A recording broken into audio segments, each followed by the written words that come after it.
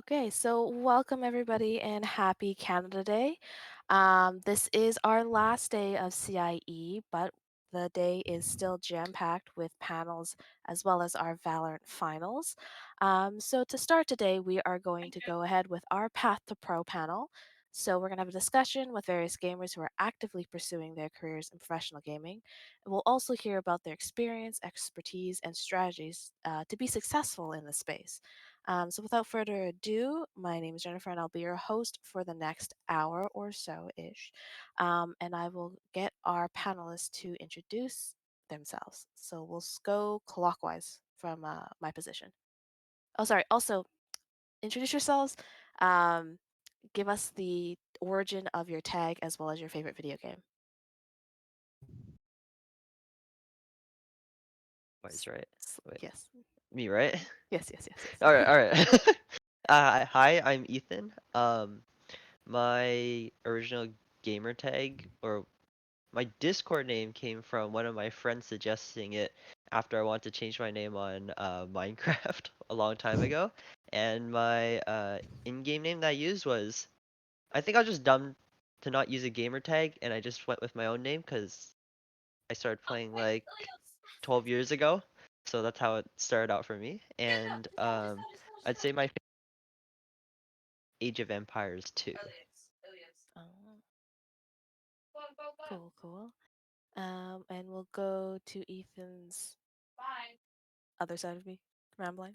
Oh, that's me. Okay, cool. Directions are hard today. Um, my name's Ramblelime. I'm a player for CESU out of Calgary. I play Overwatch in Collegiate.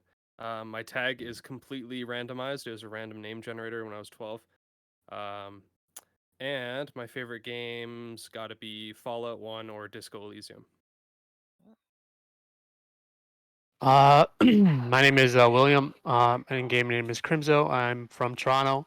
I've been playing Overwatch for like 80 years since release, and I've been playing the past 4 years at the highest level in the Overwatch League. My gamer tag is kind of just nothing. It doesn't really mean anything. It just came from like the word Crimson. I just thought it was cool at the time. And yeah, my favorite game outside of Overwatch is probably like Apex. Is that me next? Mhm. All right. So I'm Jonathan. I go by Ferris. It's a childhood nickname. Nothing really deep about my name, but I'm currently a coach right now for collegiate and just a couple of private sessions.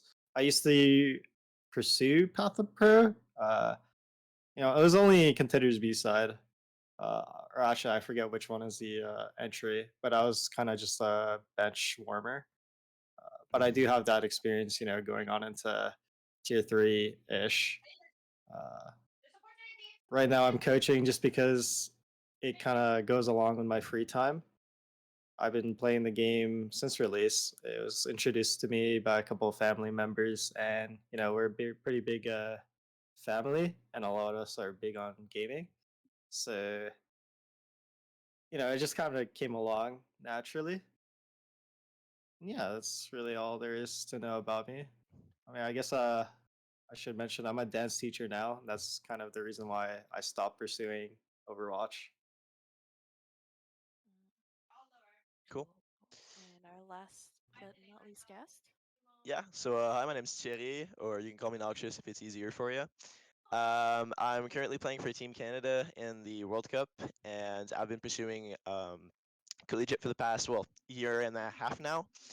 Um, I I would say like my name came from like a really old friend of mine. I used to play. I still see him like every now and then. Like we're we're IRL friends, but it was just kind of oh, I need a new name. Like give me some names. I need something new. And then turns out uh, Noxious came up, and I thought it was pretty cool, so I changed it to that. And yeah, I would say my favorite game outside of Overwatch is CS:GO. I mean, that's like the first game that I played prior to Overwatch and really took like more seriously. Playing CIE and tournaments and stuff like that. So yeah, that's definitely um, my go-to game outside of Overwatch. Okay, awesome. So now that we have been introduced to all of our guests today, We'll start from the basics, the beginning. So we'll go in the reverse order that you guys introduce yourselves in. But how did you each start your journey and kind of get to kind of where you are now, and kind of what are some of those milestones that you really remember? Um, well, starting off, it was never easy. I mean, obviously, Path to Pro is pretty hard to get into, in my opinion. I think it's something that you really need to put like your heart and soul into in order to make it work. Um, milestone wise, I mean, for Overwatch, the biggest thing for me was like making like contenders trials and then getting a contender season in. Those were like the two biggest things because that's when you really get to put yourself out there as a player, and that's when people kind of start to acknowledge you. um, I mean, I'm speaking for myself, but I'm sure like Crimzo, like that was the same like experience for you, like playing contenders for MV for a while, and then you kind of went to the league because well people thought you were worthy enough to do so.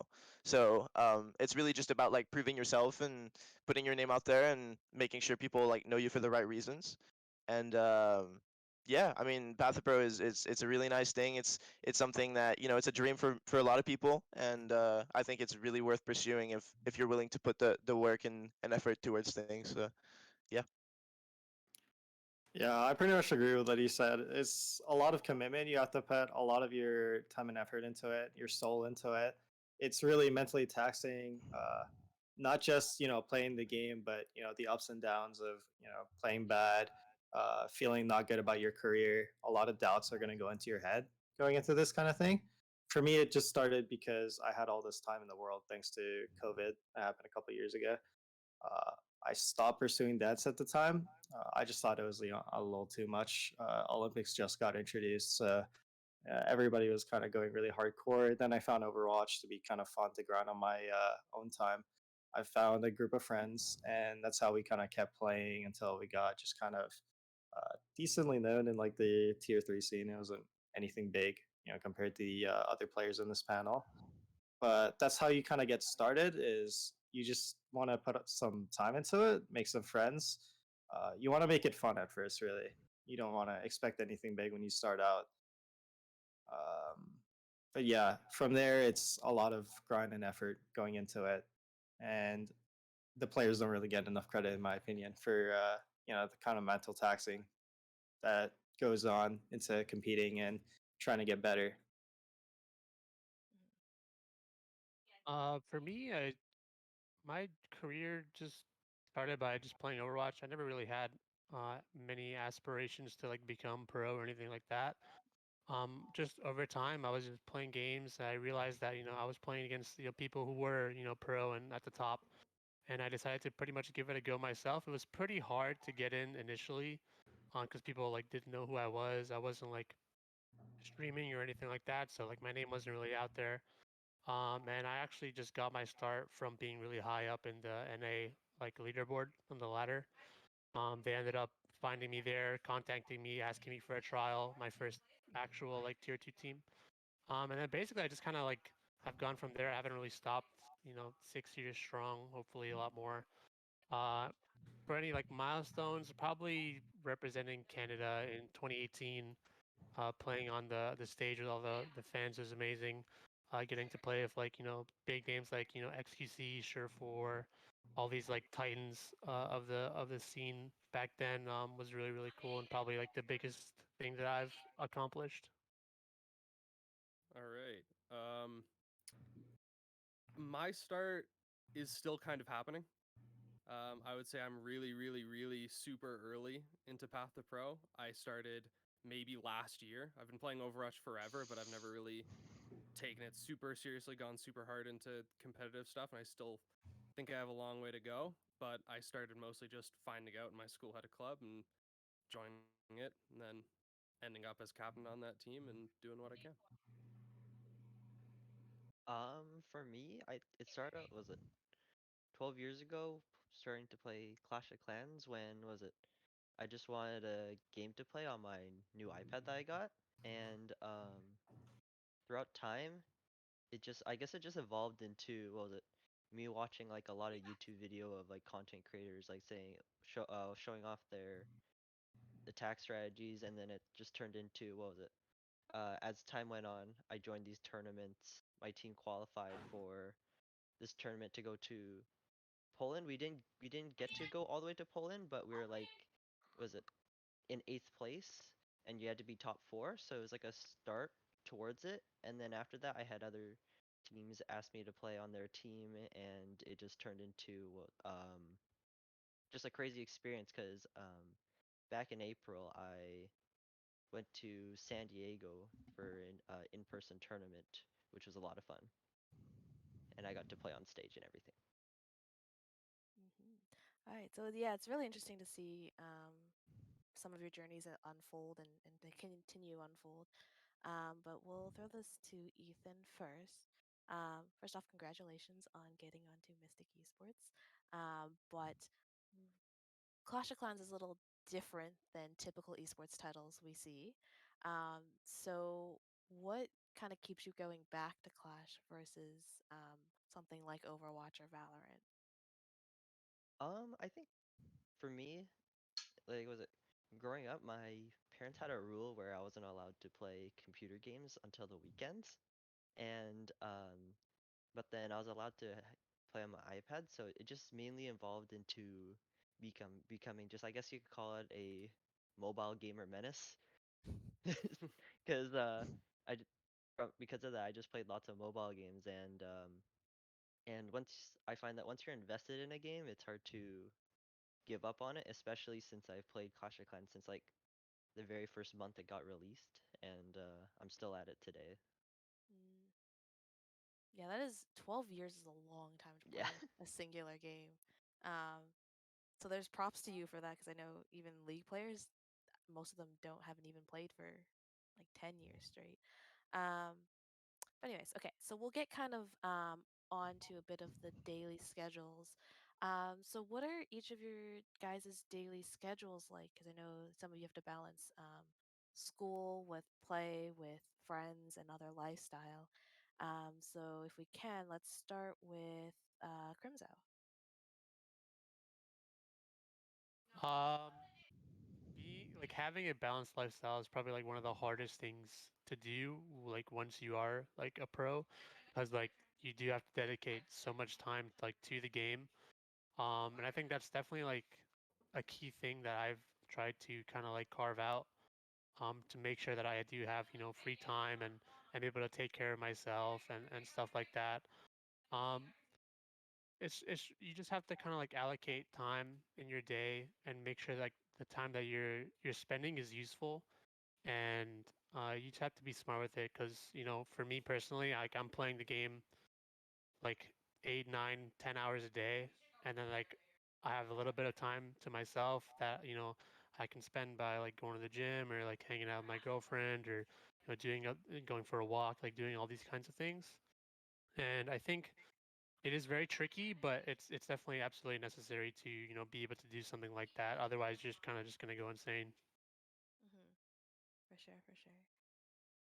Anyone else on kind of how they're able to keep that balance? Yeah, I mean, I do agree that like it really gets to a point where, John, I think your mic is going crazy.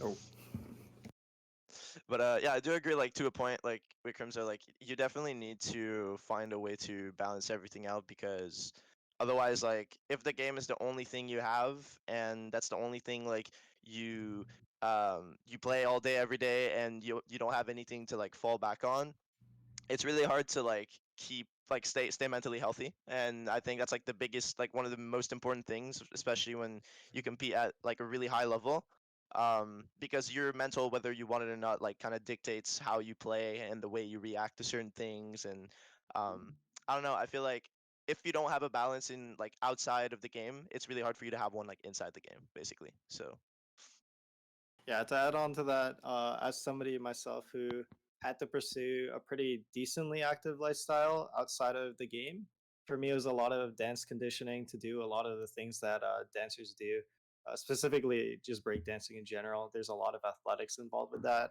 gymnastics. For me, a lot of the conditioning took up my time, and the time that I wasn't doing conditioning was straight into Overwatch, talking about Overwatch. And just for me, it was hard to balance that because, you know, I would be thinking about what I'm supposed to eat. I have to cook the right meals for myself. Uh, I gotta dedicate 2 hours, and then once I finish that, I'm dead by the time because I have to practice until I'm dead tired. Otherwise, there's no way for me to improve. And so, pursuing that at the same time as Overwatch, where I'm constantly going up and down in how I feel, playing scrims, playing ranks, just how I interact with people, even just talking about Overwatch. It is fun to an extent. It definitely is fun, and I think the people make it fun. It's really about fitting in with the right people. I think generally most of the people are the same. So if you are a bit different, you have to find more niche like groups or like at least friends. But probably the best way to keep your mental up is just finding the right people to keep you up, and then keeping in mind that you always have to improve and not letting yourself feel down after you have like a bad block or something. I think that's one of the most important things, and it's a really hard thing to fully grasp. It's easy to hear it and understand it, but grasping that I have to improve, I can't feel bad for myself when I'm playing bad is probably one of the hardest things to like uh, fully master is what I'm trying to say. Yep. I think it's the hardest part, kind of. I mean, I think I'd say it's top everybody. three hard. Yeah, Top three. I think Top it's the three. hardest part because if you can't get past that, there's no way for you to like improve and get like higher. Whether it's like Overwatch Right. and like contenders, Overwatch League, like World Cup. Like if you don't see the game from a perspective of improvement in the first place, there's just no way. Like it won't work out. It's hard to balance too because you don't want it to be full blown ego, where Yeah, you're no, just kind exactly. of uh it's both. You want to balance the ego and like also putting yourself down just enough to be able to improve and see yourself objectively. I think that's probably one of the hardest parts, and that's like what kind of gets people misconstrued about each other when they meet another person pursuing the same thing, is that you'll have people who are like in different stages of mastering that kind of skill, and it kind of determines your impression of other people, which I think is entirely another thing. And like path to pro is your impression to other people. It's easy to change obviously just by being good, but a lot of you know the way you improve, the people you're surrounded with, uh, the right people can help you at times just by knowing certain people. But it's really, really a big thing to have the right impression on a lot of people also pursuing the same thing because those people can affect you as well. Yep. Yeah, I think it's definitely a lot for somebody to handle by themselves, especially since I'm gonna say most of you are under 30, maybe. Yeah. I'm not gonna get you to share your ages. um, but actually, that kind of brings another layer into that is for people who are assigned to professional orgs. Um, has your team been able to help you with those balances at all? And is there things that you've picked up being in kind of that team and we'll say like organizational aspects of it that you may not have known when you were that kind of solo player kind of pursuing to be signed? Um, I can definitely say that like there are some teams that I've experienced that don't necessarily care about like your like mental health or your outside health, and they only really care about like how you play in the game. But I have also like experienced teams where they do provide resources and stuff like working with a performance like I'm trying to think like it's performance psychologist type stuff Mhm. where they like tell you how to kind of like uh, deal with high pressure scenarios and how to stay healthy. And I've worked with a personal trainer for a little bit, uh, provided by one of the teams, so that was really cool. So there are these kind of like things that teams are starting to provide now that weren't really happening in the past. So I think that's like a really good thing that's happening. um and for the most part, I think teams just in general starting to like understand more like the importance of kind of like mental health, and like not everything has to be about the game. And I think it's a really good thing to see. Mhm. Yeah, it's really good that I think the esports scene is getting a lot similar to the attention that sports scenes get. In we understand now that there's more than just practice, practice, practice, Yeah. practice. Which is super important. We'll say, especially for everyone watching who are younger, especially who need to kind of build those skills early. Um, but we'll change gears a little bit and throw this to Ramblelime. So how was your transition kind of going from your solo queue journey to being on the UFC team, and then also kind of how does that kind of differ from what you do outside, but still within the industry? It's a lot of learning. That's been the big takeaway, is that it happened fast and I learned a lot very quickly. So it was me finding out there was a team, and then 3 days later, I was the captain of that team. And then I was like, okay, these are 5 players I've never met before. How do I deal with this? How do I manage their schedules, hero pools, find scrims, all the stuff that I had to figure out with the help of Don and my co-captain Chloe. It's been the same takeaway as what everyone else has said, right? Like, the transition is easier with people around you who know what they're doing, or at least can help you with the mental aspect of it. Doing that kind of transition that quickly alone probably just would not have been feasible at all. But the transition's been really fun. It's been definitely very different, just on an interpersonal level. Like, the way that you deal with teammates in ranked is, suffice to say, not even close to the way that you deal with teammates on a team. So definitely different, but good different. Hmm. That's good to hear. I actually didn't know that you went from player to captain in 3 days. But hey, you're holding that and you're doing well with it. Okay, so I'll ask Ethan this one. Or actually, we'll have Ethan start this one. So, how have all of your families and friends reacted to your career choice? Because I'm sure that we'll say for the older population, they get a little bit anxious when they hear gaming and that their child's going into that. So yeah, starting with Ethan. So how did your parents react, and Uh, how are they now? Honestly, when I was growing up, my dad played Clash of Clans with me, so he had his own account as well. So it honestly wasn't that bad since he knew that I was like, I don't know, I've always been pretty good at video games. I remember back growing up, we used to play lots of Mario Kart with all my cousins and such, and I'd absolutely destroy them. And then my dad's like, "You're pretty good at video games. I'm pretty sure you could probably do have some fun playing higher level video games along with doing your like other career choices." Because like currently right now, along with my esports into Clash of Clans, I'm also doing a degree in molecular biology and biochemistry.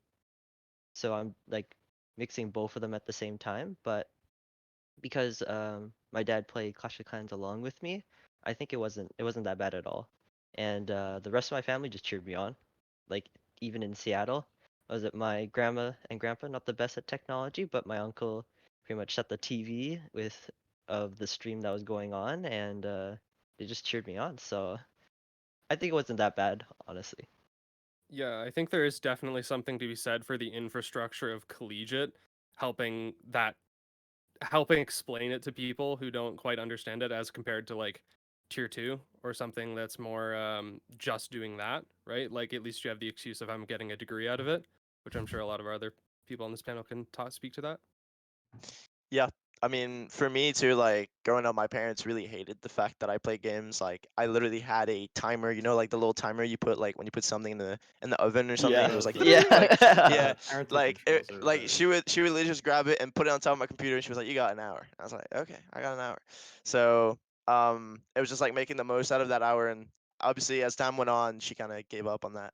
But I uh I kind of just like trying to explain it to them so much and wanting to pursue something so much, I think kind of got to them in a way. Like, I think if your child wants to, has a dream and he's like, yeah, like, I want to do this, I want to do that, and that's just how it is, right? It's really hard for a parent to just like sit there and be like, okay, this is a path not a lot of people take, and it's different and it's hard. And I just hope that you know what you're getting yourself into. And so last year I went to HU, so Harrisburg University. I got like a scholarship there to go play for the team, and I think that was like a really big like eye opener to my family, especially. Um, I was already doing like Path to Pro and like playing in like contenders and contenders trials and stuff, but I wasn't, I never like went to other education. Like I was in college here, but I did like a year and I didn't know if I wanted to pursue it still. And then yeah, when I told her like, look, I'm going to America since I'm from Canada. I was like, I'm going to America. I'm going there. I'm gonna do this for a year and see how it goes. And she literally like at first she was really skeptical. Obviously, she was like, "No, I don't want you to do this. Like, this is so far. Like, why would you do this to yourself?" And turns out, like, after explaining it to her, she like literally the day where she left, because she they went to drive me there. It was like she started like busting down in tears. She was like, "Oh my god, like I can't do this. Like this is insane. Like to think that years ago I had the little timer and I like kept you away from playing games and I kept you away from your dream and pursuing what you want to do, and now you're like here, you know." So it's like it's a really big like eye opener to family members, and I think collegiate, as you said, really helps like people understand what esports is about, and really you can say like, hey, look, I'm getting a degree out of this. It's not like I'm putting my whole life away just for a year and a half or something. So yeah, it was really cool, honestly. Um, for me, it was very interesting because my parents always knew that like I competed, just online and stuff like that, and they didn't really like mind that at all as long as I was like doing other stuff on the side, like school and stuff. But I don't think they ever realized like how like deep I was into it. So like I remember the first time I had to like talk to them. I had to basically like sit them down and like it was like I was in court and they were the jury and I had to like provide evidence and like show them everything about like how this is all true and all this stuff. So I literally like randomly like from their perspective, I like completely randomly just sat them down and told them I have to go live in Dallas now. Which was crazy because I'm 18, I've never really been anywhere, and then all of a sudden I'm going to them and I'm like, oh, I have to go to Dallas now. Actually, playing contenders. Um, but I mean, they've been very supportive. They're obviously skeptical. They don't know much about like anything internet related. They immigrated from Cuba to Canada like 40 years ago or something like that. So they're very technologically like not quite understanding of anything. But they're very very supportive. I send them stuff all the time, and I talk to them every month or so, and they don't they don't really watch any of my stuff because they don't understand it, but they're still very supportive, and I'm very proud to have that. Mm. Yeah, it was kind of the same thing for me where one day, my parents were checking my emails and they just found I got a bunch of random scholarships that I signed up for from just a bunch of schools in the States. I think that was like the big eye opener for them that like, wait, what is this guy doing on the side, you know? Uh, but also was a bit different in my situations that the most involved people in my life, or at least like what I consider, my biggest guardian figures were my older brothers, especially the one who got me into dance. He was very, very big on trying to get me into it, especially because the Olympics kind of came on. So there's a big conflict of me putting my time into Overwatch, and then my brother thinking that I'm not really putting my all into this practice, into the conditioning, and that I could actually be going to the Olympics for Canada.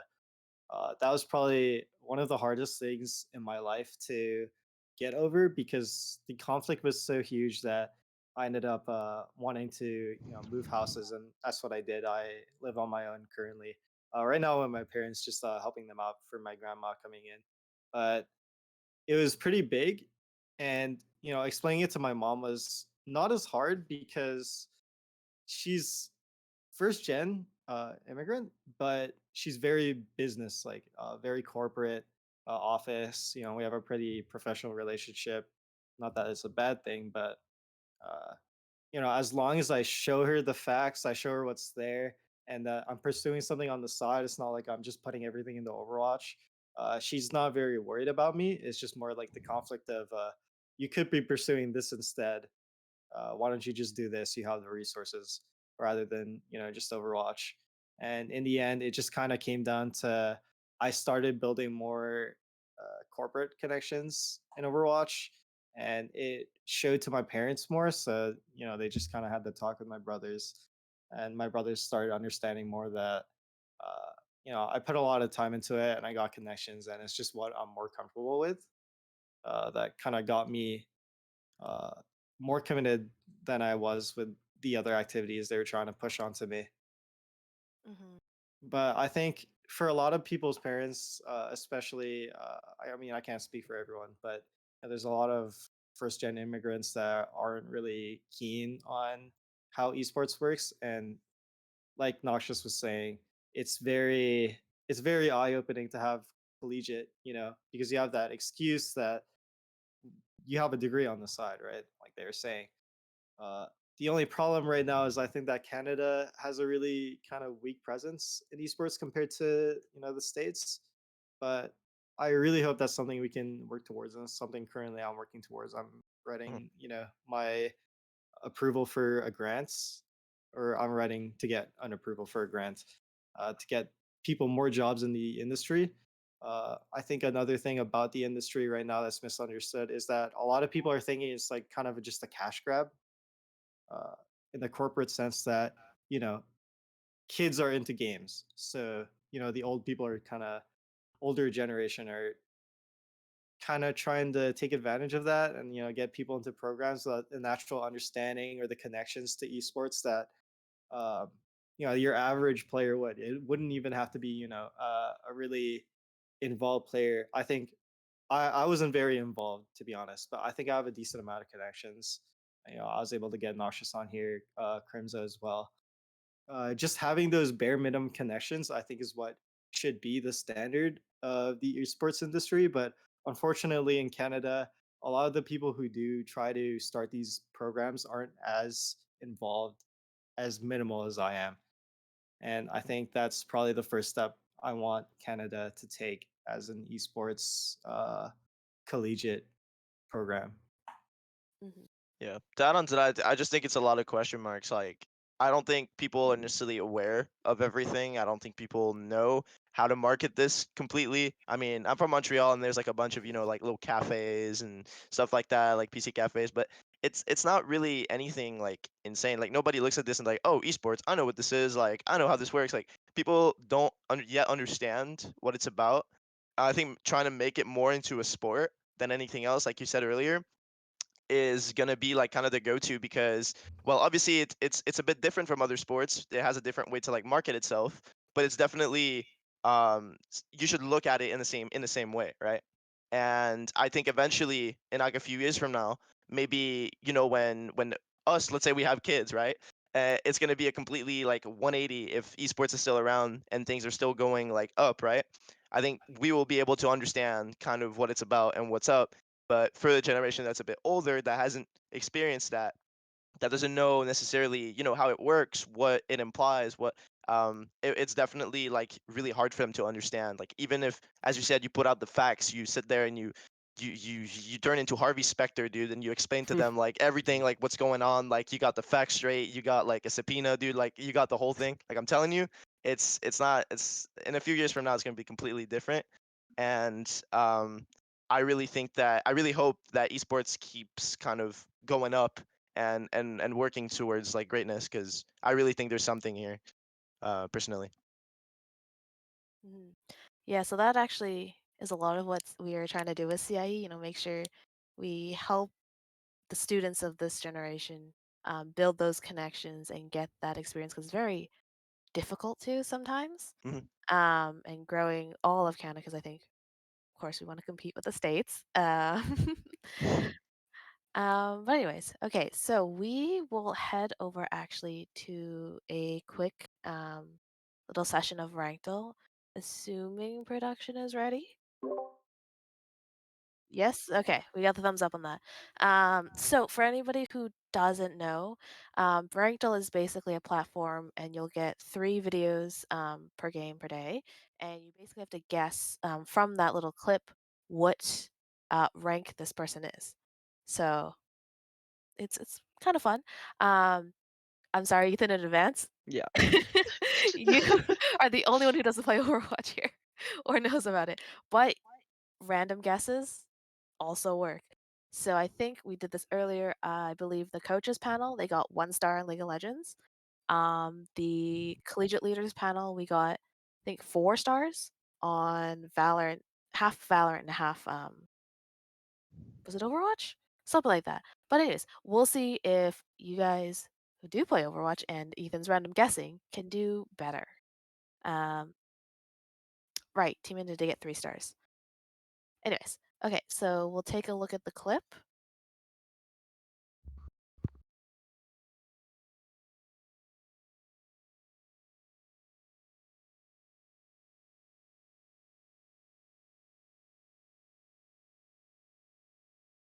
Ooh, I kind of want to see it again. Yeah, same.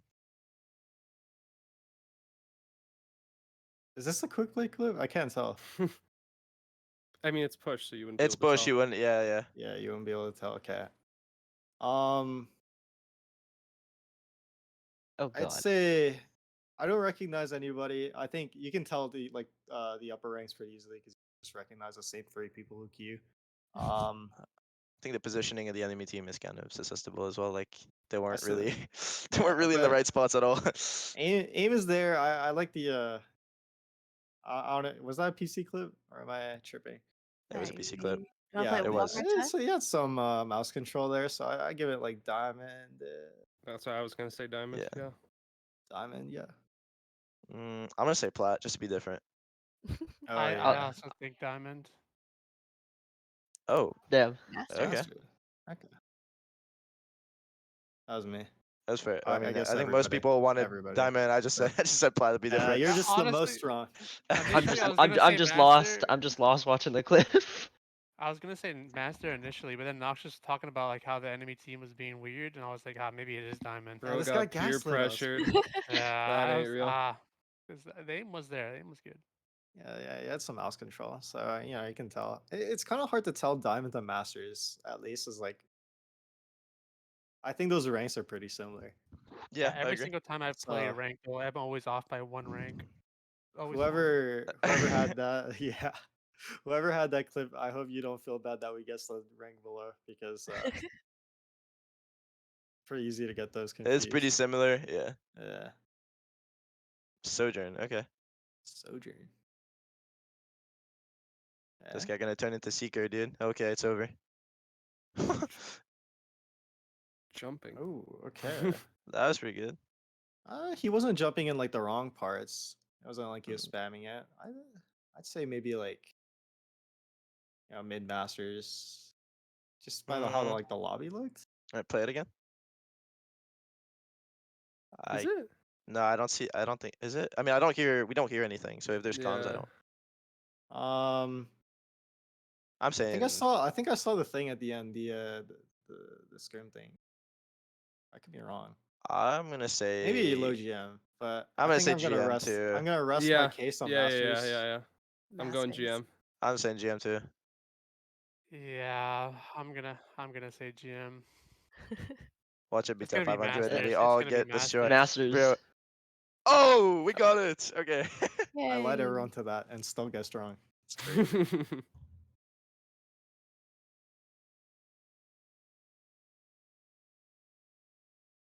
Okay.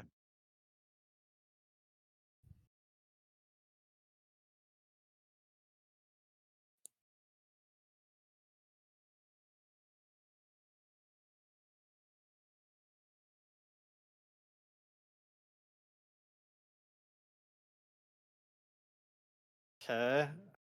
For that skin, I think like I ranked down at least. Yeah, true. I'm not gonna Soldier ult disagree with clip. that. Soldier ult clip. Oh. That is Oh, just. oh, oh, That is. I'm oh. calling silver off the bat. Bronze. I'm calling bronze. It's bronze. I'd say top 500. That's I my says guess. I I'm get, going bro. gold. Okay, Gold. dude. Let's see how you guys are wrong. I'm calling Silver. silver. Oh, Silver. I'm Oh gonna shit. say What? Aww. Oh. You What? guys were just lucky. I don't know. I I just see don't know, like okay. No dude. flame, That but is submitting a soldier ult as your clip. That's That's. yeah. I don't know. It is what it is. I was the closest one, right? I got bronze, yeah. That's me. My guy was trying to be lols the troll. Something No, like I just said gold because I have no clue. I said You just I said top run Well, 500. that was the guessing, most that was sorry. the Yeah, I average thought guess, and silver. most people guess gold. So there you go.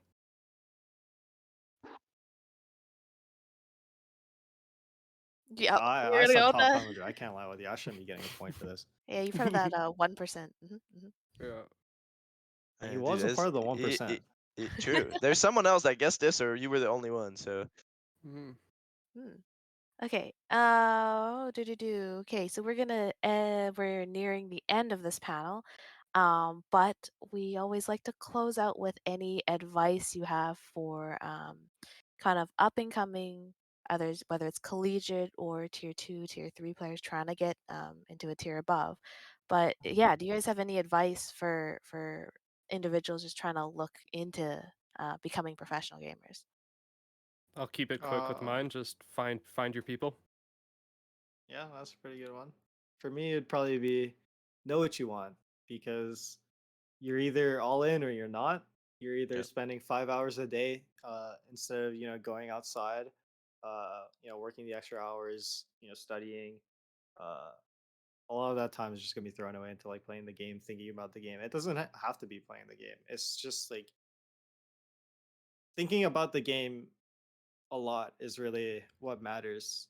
I think playing the game obviously, but once you kind of get into you're always thinking of the game, you're gonna be in that mentality where you're just gonna like play a lot, and eventually you're gonna want to pursue it. But if you are just starting out, collegiate's a good way to like get the connections. I think a lot of collegiate players know each other, and I had it was pretty crazy, hearing that friends that I made in like when I was in tier 3 at least, I Noxious going to Harrisburg, and then I have, my friends, even the collegiate players I coach now, just hearing them talk about the players that, I was friends with in collegiates and putting them on a pedestal is kind of crazy, but it just shows that, the connection's there, and collegiate is a pretty good way to pursue it.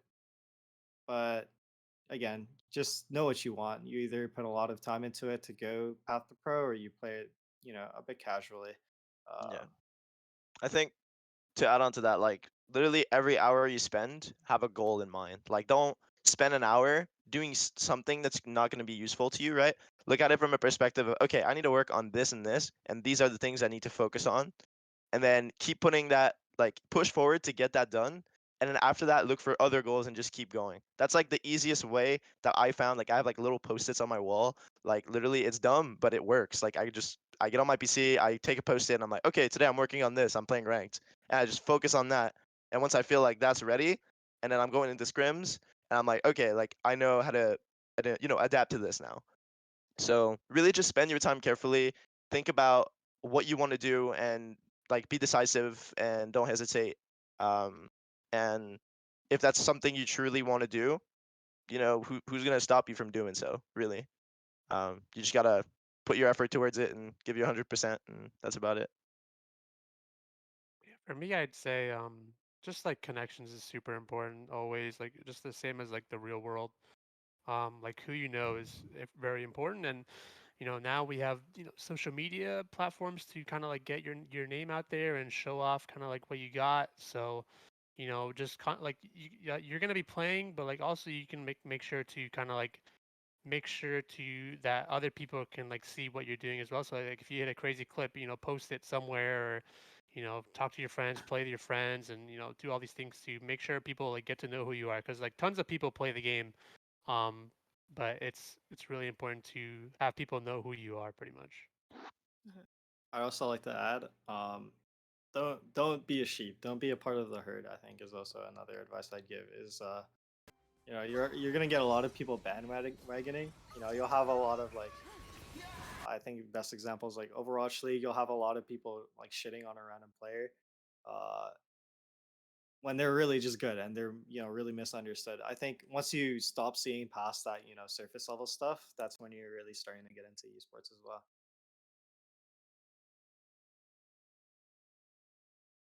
All right. Well, So that actually brings us to almost exactly 11 or 12:30. But yeah, it sounds like the biggest takeaways are really a talk to your parents or guardians and kind of explain to people what you want to do and pursue that. Then also B, practice hard, work hard, but work with a purpose. Um, but yeah, so that does bring us to the end of our panel. So thank you, Slimify, Ramblelime, Crimzo, Ferris, and Noxious for joining us for about the last hour or so. And thank you to everyone watching on stream.